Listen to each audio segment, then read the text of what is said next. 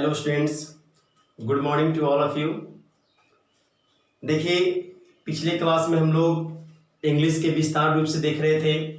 अंग्रेजी के पिता कौन थे, who is the father of English, what is English, ये सब के बारे में हम लोग सीख लिए थे।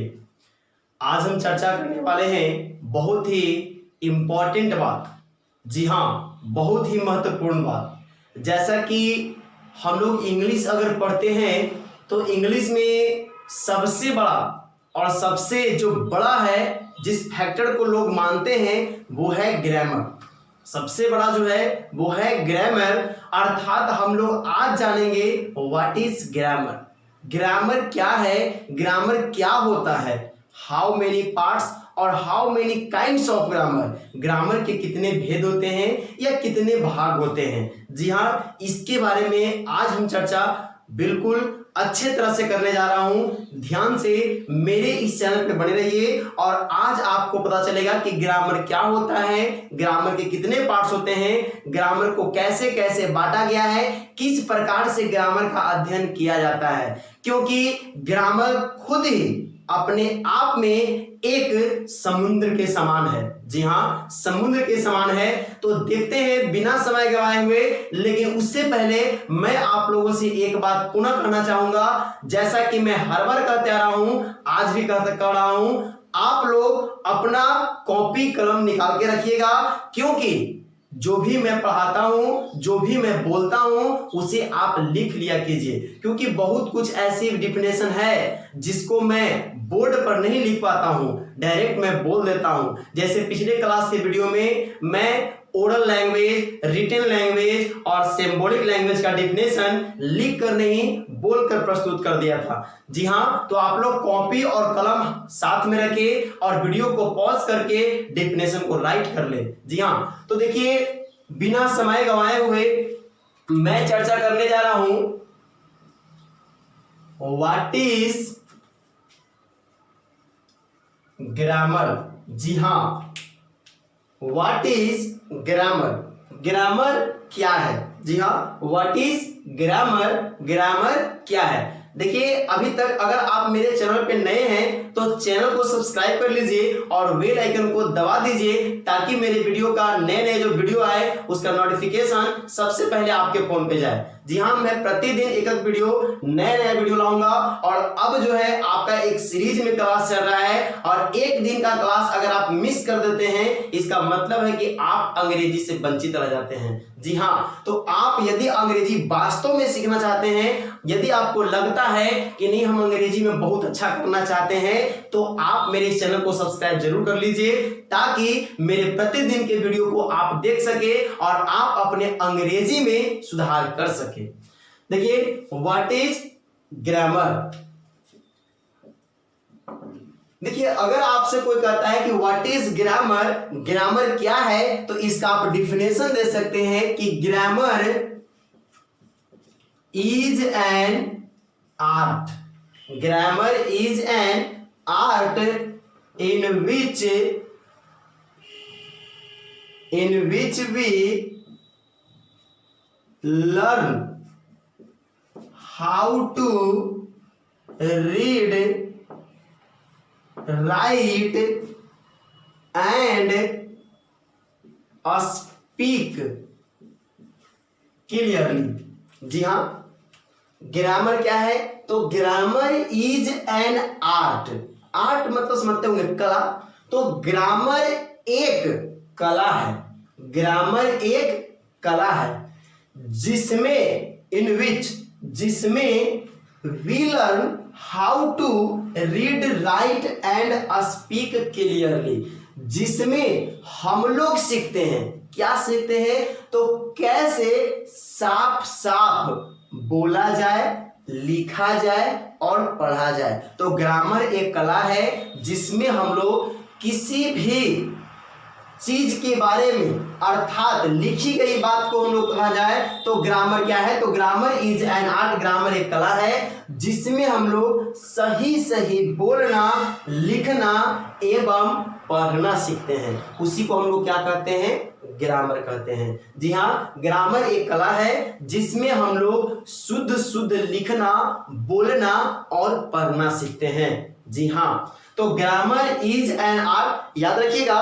Grammar is an art in which we learn how to read, write and speak clearly.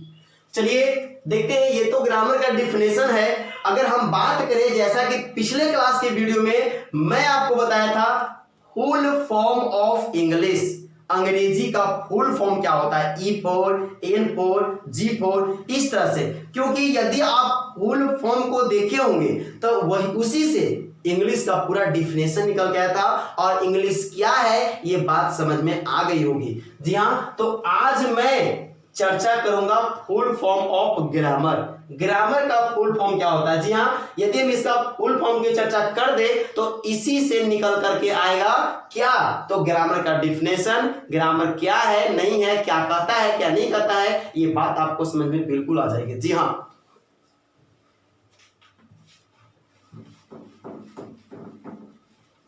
देखिएगा ध्यान से, ग्रामर के फुल फॉर्म की मैं चर्चा करने वाला हूं।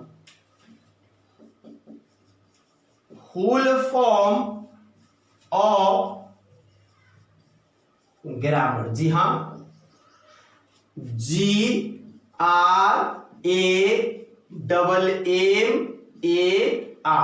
इसी को हम लोग क्या कहते हैं, ग्रामर कहते हैं।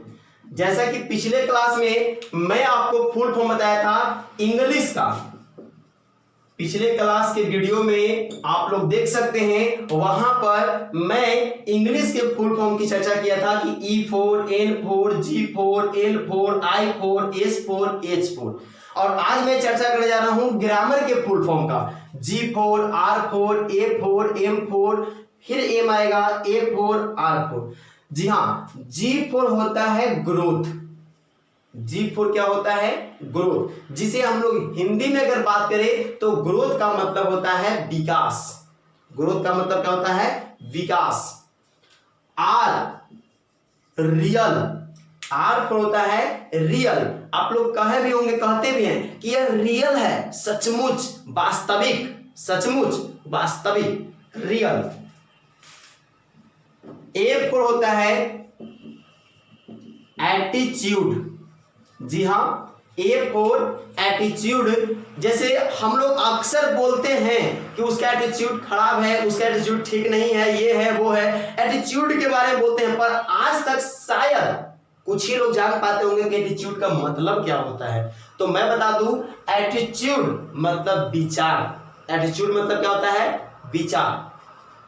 M4 होता है मैन। मैन बोले तो मानव, ऐसे आपको लिख भी दे रहा हूं, विकास, वास्तविक, एटीट्यूड, विचार, मानव। मैन का मतलब आदमी भी कह सकते हैं, मानव भी कह सकते हैं। M4 माइंड, मस्तिष्क। A4 ample. एम्पल का मतलब होता है पर्याप्त। जी हां, पर्याप्त। और R पर होता है रेंज। रेंज का मतलब आप क्षेत्र कह सकते हैं या दूरी कह सकते हैं। जी हां, देखिए इसी से ग्रामर का डिफिनेशन निकलता है। जैसा कि मैं पहले एक डिफिनेशन दिया हूं, grammar is an art in which we learn how to read, write and speak clearly. वह भी एक ग्रामर का डिफिनेशन है और यहां से भी एक ग्रामर का डिफिनेशन निकलेगा। ध्यान से देखिए, growth, real, attitude, man, mind, ample, range. G से मैंने किया ग्रोथ, विकास। R से मैंने किया है रियल, वास्तविक। A से एटीट्यूड, विचार। M से मैन, मानव। M से माइंड, मस्तिष्क। A से एम्पल, पर्याप्त। और R से रेंज, क्षेत्र, दूरी। तो ध्यान से देखिए आप, मानव, यहां से डिफिनेशन में निकाल रहा हूं, मैं डिफिनेशन बनाने जा रहा हूं ग्रामर का इस फुल फॉर्म से। मानव मस्तिष्क, मानव मस्तिष्क के विचार, मानव मस्तिष्क के विचार का पर्याप्त क्षेत्र में, मानव मस्तिष्क के विचार को पर्याप्त क्षेत्र में वास्तविक विकास ही ग्रामर कहलाता है। मानव मस्तिष्क के विचार को पर्याप्त क्षेत्र में, मानव मस्तिष्क के विचार को पर्याप्त क्षेत्र में वास्तविक विकास ही ग्रामर कहलाता है। जी हाँ, जब तक के मानव का मस्तिष्क का वास्तविक विकास नहीं होता है, ग्रामर का डिफिनेशन रॉन्ग कहलाता है, अर्थात उसके लिए ग्रामर का जानकारी क्षणिक मानता है। जब तक कि आप पूरी तरह से अपने मानव जैसे अपने मस्तिष्क में विकास नहीं कर पाते हैं, इसका मतलब है कि आप ग्रामर नहीं जानते हैं। जी हाँ, अब देखिए, जैसा कि आप लोग ग्रामर का डिफिनेशन तो जानते हैं कि ग्रामर क्या है, तो ग्रामर एक कला है। जी हाँ, ग्रामर एक क्या है, कला है, ये तो आप जानते हैं। लेकिन प्रूफ तो करना पड़ेगा ना कि ग्रामर एक कला है। कैसे हम मान लें कि ग्रामर एक कला है, कैसे हम कहें कि ग्रामर को शुद्ध लिखने, बोलने और पढ़ने के लिए प्रयोग किया जाता है। तो देखिए, मैं प्रूफ कर रहा हूं। जी हाँ, there are 5 kinds of grammar. There are 5 kinds of grammar. जी हाँ, ग्रामर के 5 भेद होते हैं। ग्रामर कितने भेद होते हैं? 5 भेद। यदि आप ग्रामर पढ़ रहे हैं, यदि आप ग्रामर पढ़ रहे हैं और यदि ग्रामर पढ़ते हुए यदि आप ये 5 भेद की जानकारी अच्छे से रखते हैं, तो आप कभी भी लिखने, बोलने और पढ़ने में, इंग्लिश लिखने, बोलने और पढ़ने में गलती नहीं कीजिएगा। यदि आप इस ग्रामर के 5 काइंड्स को पूरे डिटेल्स में अध्ययन कर लेते हैं, तो जैसे वो कौन कौन से ग्रामर के 5 काइंड्स हैं जिसे हमें डिटेल्स में अध्ययन करना पड़ेगा, तो चलिए बिना समय वेस्ट किए हुए हम बताते हैं। जिसमें पहला है ऑर्थोग्राफी। जी हाँ, फर्स्ट नंबर पे आता है ऑर्थोग्राफी। ग्रामर का ये पहला पार्ट्स है, ऑर्थोग्राफी। सेकंड जो पार्ट्स आती है इटिमोलॉजी। जी हाँ, सेकंड पार्ट्स इटिमोलॉजी। थर्ड जो पार्ट्स है वो है आपका सिंटैक्स। और फोर्थ जो पार्ट है वो है आपका पंक्चुएशन।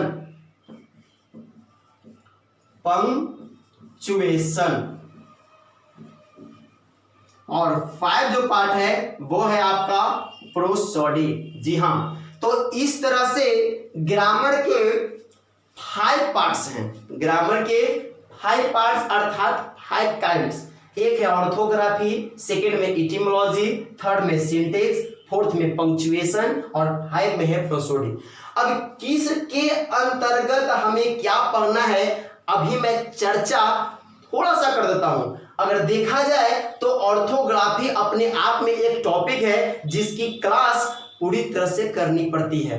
ऑर्थोग्राफी में क्या पढ़नी है उसकी चर्चा करता हूं। ऑर्थोग्राफी को हिंदी में वर्ण विचार के नाम से जाना जाता है। वर्ण विचार, जी हाँ, इसे हिंदी में हम लोग वर्ण विचार के नाम से जानते हैं। किसके नाम से? तो वर्ण विचार। और इसे इटिमोलॉजी को हिंदी में हम लोग शब्द विचार के नाम से जानते हैं, शब्द विचार। और सिंटैक्स को हम लोग हिंदी में वाक्य विचार के नाम से जानते हैं। और पंक्चुएशन को हिंदी में चिन्ह विचार के नाम से जानते हैं, चिन्ह विचार। और प्रोसोडी को हिंदी में हम लोग छंद विचार के नाम से जानते हैं। जी हाँ, किसमें क्या पढ़ना है? तो सबसे पहली बात कि ऑर्थोग्राफी में हमें पढ़ना है वर्ण के बारे में, लेटर के बारे में, इंग्लिश लेटर के बारे में। जो इंग्लिश का 26 लेटर है उस लेटर का पूरा डिस्क्रिप्शन, पूरी तरह से व्याख्या पढ़ना है कि लेटर क्या होता है। लेटर में जो डिफरेंट है, जैसा कि अमिताभ बच्चन जी केबीसी कौन बनेगा करोड़पति में एक क्वेश्चन पूछे थे, ए और बी में क्या अंतर है। तो बहुत से लोग सोच में पड़ गए थे कि भाई ए और बी में क्या अंतर है, दोनों तो लेटर है, लेकिन ए वॉवेल है और बी कॉन्सोनेंट है, यह एक अंतर है। साथ ही यही एक अंतर नहीं है, ऐसे ए और बी में टोटल 5-6 अंतर हैं जो कि आपको ऑर्थोग्राफी पढ़ने पे पता चलेगा। जैसे क्वेश्चन बनता है ए बी सी डी में अल्फाबेट में पहले ए क्यों आता है, बी क्यों नहीं आता है। ये क्वेश्चन का आंसर आपको ऑर्थोग्राफी देगा कि पहले ए क्यों आता है, पहले बी क्यों नहीं आता है। साथ ही ए ई आई ओ यू को ही वॉवेल क्यों कहा गया, बाकी को क्यों कॉन्सोनेंट कहा गया, इसका जवाब भी आपको ऑर्थोग्राफी देगा। ऑर्थोग्राफी के अंतर्गत पढ़ना है। और भी इसमें बहुत ही महत्वपूर्ण बातें हम लोगों को ऑर्थोग्राफी में पढ़ना है। जैसे ए ई आई ओ यू को तो वॉवेल कहते हैं, बाकी को कॉन्सोनेंट कहते हैं। आप लोग सेमी वॉवेल का नाम सुने होंगे, डब्ल्यू और वाई जो कि सेमी वॉवेल है, साथ ही एक सेमी कॉन्सोनेंट भी है। अब तक क्या आप सेमी वॉवेल का नाम सुने होंगे, पर मैं बताऊंगा एक सेमी कॉन्सोनेंट भी होता है इंग्लिश में, और वो कौन है, बने रहिए मेरे अपने चैनल के साथ। जब मैं ऑर्थोग्राफी का विशेष चर्चा करूंगा तो उसमें सारे बातों को बताऊंगा। अल्फाबेट में एबीसीडी में पहले ए क्यों आता है, पहले बी क्यों नहीं आता है। साथ ही मैं ये भी बताऊंगा ए ई आई ओ यू को ही वॉवेल क्यों कहा गया, बाकी को कॉन्सोनेंट क्यों कहा गया, सेमी कॉन्सोनेंट की संख्या कितने हैं, सेमी वॉवेल की संख्या कितने हैं, ये सारा मैं डिस्क्रिप्शन करूंगा, सारा मैं चर्चा करूंगा जब मैं ऑर्थोग्राफी को विशेष रूप से मैं चर्चा करूंगा। अर्थात ऑर्थोग्राफी में पढ़ना है वर्ण विचार, साथ ही इसमें हमको पढ़ना है use of capital and small letter, कहां पे हमें कैपिटल देना है, कहां पे हमें स्मॉल देना है, इस तरह की बात पढ़ना है। अगला है इटिमोलॉजी। इटिमोलॉजी जो है शब्द विचार, क्या है, इटिमोलॉजी शब्द विचार। इसके अंतर्गत हम लोग पढ़ते हैं शब्द पे विचार करना। जो वर्ड हम लोग लिखते हैं वो वर्ड का यूज करना जानते हैं, कौन सा वर्ड कहां पर आएगा। जैसे देखना, देखना के लिए अगर वर्ड बना है तो सी मीन्स देखना, लुक मीन्स देखना, वॉच मीन्स देखना, पिप मीन्स देखना, गेज मीन्स देखना।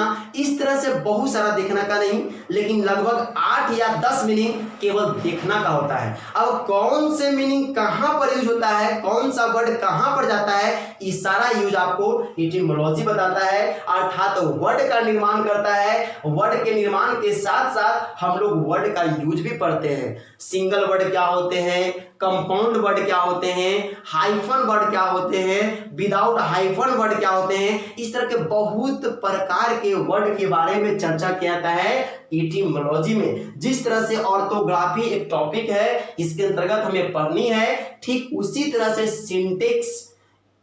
इटिमोलॉजी भी एक टॉपिक है और इसमें भी हमें बहुत सारे बातों के बारे में अध्ययन करनी है। आगे देखी जाए सिंटेक्स, ये तो भाई गजब। सिंटेक्स अंग्रेजी का अगर कहा जाए तो यदि आप अंग्रेजी की तैयारी करते हैं, चाहे तो आप 9th क्लास के स्टूडेंट हो या 10th के स्टूडेंट हो या 11th के या 12th के या फिर किसी भी टाइप कॉम्पिटिटिव एग्जाम्स के, चाहे आप किसी भी यूपीएससी का भी तैयारी कीजिए, बीपीएससी की तैयारी कीजिए, यदि आप इंग्लिश की तैयारी कर रहे हो, यूपीएससी बीपीएससी तो आपका अपना लेवल कहलाएगा। यदि आप इंग्लिश की तैयारी करना चाहते हैं, यदि आप चाहते हैं अपने अंग्रेजी को स्ट्रॉन्ग करना, अंग्रेजी में गलती ना करना, तो आपका पीछा सिंटेक्स जीवन भर नहीं छोड़ेगा। क्योंकि सिंटेक्स का मतलब है बुआ वाक्य विचार, वाक्य विचार, और जब तक क्या वाक्य पर विचार नहीं कीजिएगा तो अंग्रेजी सही कैसे लिख पाइएगा।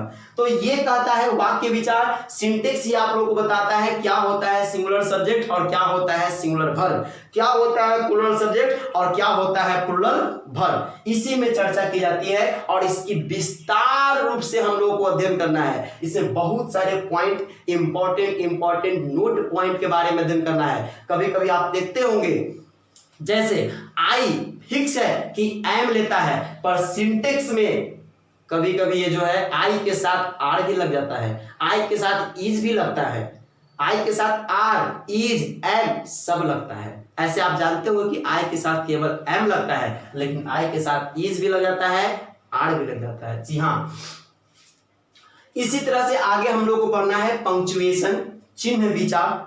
पंक्चुएशन चिन्ह विचार, जिसमें हम लोग पढ़ेंगे चिन्ह पर विचार करते हैं। जैसे इंग्लिश में बहुत सारे चिन्ह हैं, full stop, comma, hyphen, dash, question mark, exclamation mark, quotation mark, inverted comma, इस तरह के बहुत सारे कॉलन, सेमीकॉलन, अपस्ट्रॉफी, इस तरह के बहुत सारे हम लोग को चिन्ह, पंक्चुएशन के बारे में अध्ययन करना है, जो हमें बताता है पंक्चुएशन में चिन्ह विचार में अध्ययन करते हैं। आगे है प्रोसोडी। जी हाँ, प्रोसोडी छंद विचार, प्रोसोडी छंद विचार। यहां पर हम लोग सीखते हैं पैराग्राफ को चेंज करना, how to change the paragraph, paragraph को चेंज कैसे करें। जैसे बहुत से लोग क्या करते हैं, लिखते भर में जब लिख रहे होते हैं तो उनको पता ना होता है कि कहां पर पैराग्राफ चेंज करना है और वो चेंज करते हैं। तो आप खुद अब सोच सकते हैं कि जैसा कि ग्रामर का डिफिनेशन आया था कि ग्रामर एक कला है जिसमें शुद्ध शुद्ध लिखना, बोलना और पढ़ना सीखते हैं, क्या यह डिफिनेशन सही है या नहीं है। एक बार सोचिए, यदि कोई भी बात को अगर सही सही लिख दी जाए तो नेसेसरी है कि हम उसे सही सही ही पढ़ेंगे, और जब सही सही पढ़ेंगे तो सही सही बोलेंगे, और सही सही लिखने के लिए हमें इन सारे चीजों की जरूरत है। क्योंकि यदि लिखते समय वर्ण विचार नहीं करते हैं तो हम गलत लिख सकते हैं, कैपिटल स्मॉल गलत कर देंगे। अगर शब्द विचार नहीं करते हैं कौन शब्द कहां देना है तो गलत कर सकते हैं। वाक्य विचार नहीं करते हैं तो हम लिखते समय गलत कर सकते हैं। चिन्ह विचार नहीं करते हैं कि फुल स्टॉप देना है कि क्वेश्चन मार्क देना है तो गलत कर सकते हैं। अगर छंद विचार नहीं करते हैं तो हम गलत कर सकते हैं। अर्थात इसके बिना अंग्रेजी लिखते हैं तो गलत होना नेसेसरी है। यदि आप इसकी जानकारी बढ़िया से रखते हैं तो अंग्रेजी लिखावट में आपसे गलती नहीं होगी, और जब अंग्रेजी के लिखावट में गलती नहीं होगी तो आपको पढ़ने में भी गलती नहीं होगी, और जब पढ़ने में गलती नहीं होगी तो बोलने में गलती नहीं होगी। अर्थात निकल के डिफिनेशन आया ग्रामर का कि व्हाट इज ग्रामर। तो ग्रामर कहता है कि grammar is an art in which we learn how to write, read and speak clearly is called grammar. जी हाँ, चलिए आज हमने ग्रामर की चर्चा तो किए हैं, साथ ही मैं आज ही क्लास के प्रथम चरण जिसमें हम लोग अक्सर अध्ययन करते हैं और सबसे पहले उसी चीज का अध्ययन करते हैं जब अंग्रेजी स्टार्ट करने लगते हैं, तो जी हाँ, जिसका नाम है पार्ट्स ऑफ स्पीच। जिसका नाम क्या है? Parts of speech. तो देखते हैं पार्ट्स ऑफ स्पीच क्या है, ध्यान से देखिएगा। ये ग्रामर का आप लोग का है, इसकी मैं चर्चा विशेष रूप से एक क्लास बना के कर दूंगा। ऑर्थोग्राफी, पूरी तरह से ऑर्थोग्राफी का चर्चा रहेगा, इटिमोलॉजी और सिंटेक्स, पंक्चुएशन और प्रोसोडी, इस तरह से मैं चर्चा कर दूंगा। फिलहाल अब हम लोग देखने वाले हैं पार्ट्स ऑफ स्पीच को। किसको? Parts of speech. जी हाँ, बिल्कुल आप सही सुन रहे हैं, पार्ट्स ऑफ स्पीच, जिसे हम लोग कहते हैं हिंदी में शब्द भेद। जी हाँ, शब्द भेद, पार्ट्स ऑफ स्पीच।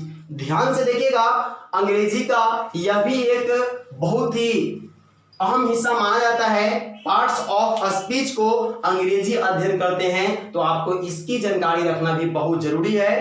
खासकर कॉम्पिटिटिव एग्जाम की तैयारी करने वाले सभी बच्चों को पार्ट्स ऑफ स्पीच का अध्ययन बहुत ही मस्ट है, क्योंकि जो ईयर क्वेश्चन बनते हैं वो पार्ट्स ऑफ स्पीच से ही बनते हैं।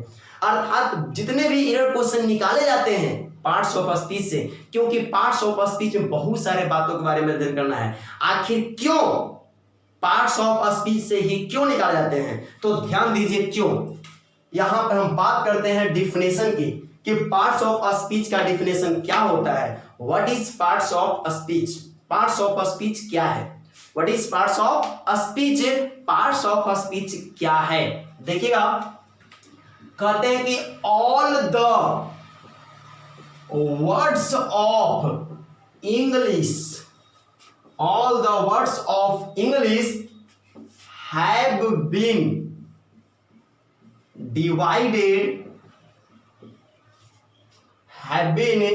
divided into 8 different parts. All the words of English have been divided into 8 different parts. 8 different parts. according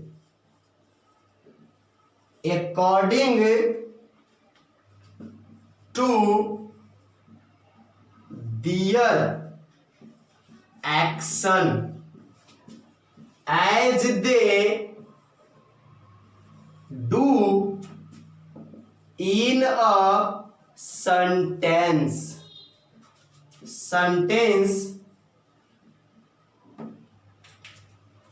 All the words of English have been divided into 8 different parts according to their action as they do in a sentence is called parts of speech. अंग्रेजी के, ध्यान देगा, अंग्रेजी के सभी शब्दों को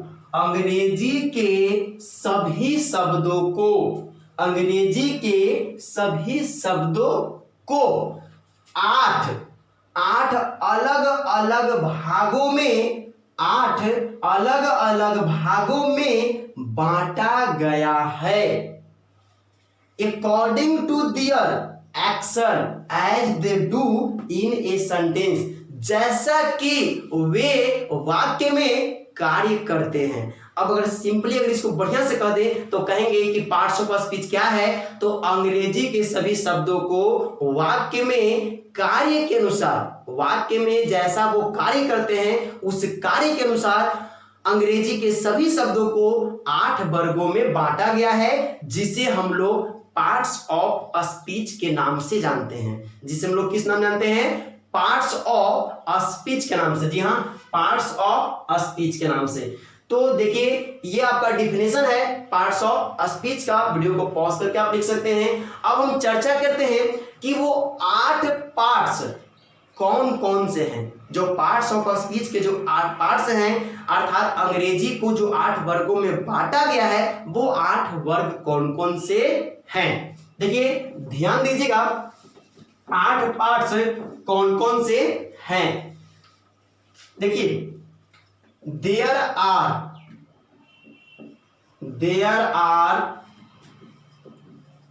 8 parts of speech। जी हाँ, there are 8 parts of speech। First में है जो हम लोग कहते हैं नाउन, सेकेंड प्रोनाउन। आप लोग को बिल्कुल ये याद होगा क्योंकि ये सब बेसिक बातें हैं। ये सब बात अगर नहीं याद रहती है अंग्रेजी में तो कौन सी बातें आप लोगों को याद रहेगी, ये बेसिक बातें हैं। थर्ड में अगर बात की जाए तो वर्ब, फोर्थ में एडजेक्टिव, फिफ्थ में एडवर्ब, सिक्स में प्रीपोजिशन, सेवेंथ कंजक्शन और 8 में आता है इंटरजेक्शन। जी हाँ, इस तरह से ये हैं 8 parts of speech: noun, pronoun, verb, adjective, adverb, preposition, conjunction, interjection. तो आप लोग देखें कि किस तरह से अंग्रेजी के सभी शब्दों को 8 वर्गों में कैसे बांटा गया है और कैसे किस प्रकार से किसका सेंटेंस में क्या काम होता है, हम लोग आगे के वीडियो में देखेंगे। अर्थात कल के वीडियो में लाने वाला हूं स्पेशली नाउन पर। जी हाँ, स्पेशली मैं इस पे लाने वाला हूं नाउन पर। नाउन क्या होता है? आप लोग सोचे कि ये तो एकदम बेसिक बात है, नाउन की डिफिनेशन कौन नहीं जानता होगा। नाउन तो बहुत ही सिंपल है। जी हाँ, आप नाउन के डिफिनेशन तो जानते होंगे, पर शायद नाउन के 25 भेद नहीं जानते होंगे। नाउन के 25 भेद आप लोग अब तक के 4 भेद, 3 भेद पढ़े होंगे, लेकिन अब मैं पढ़ाने वाला हूं नाउन का टोटल 25 भेद। जी हाँ, कैसे और किस प्रकार से होते हैं नाउन के 25 भेद, वो कल के वीडियो में बताऊंगा कि नाउन क्या होता है और नाउन के 25 भेद कौन कौन होते हैं। आप मेरे चैनल पे बने रहें और अब तक मेरे चैनल को सब्सक्राइब नहीं किए हैं तो सब्सक्राइब जरूर कर ले। और thanks for watching my video.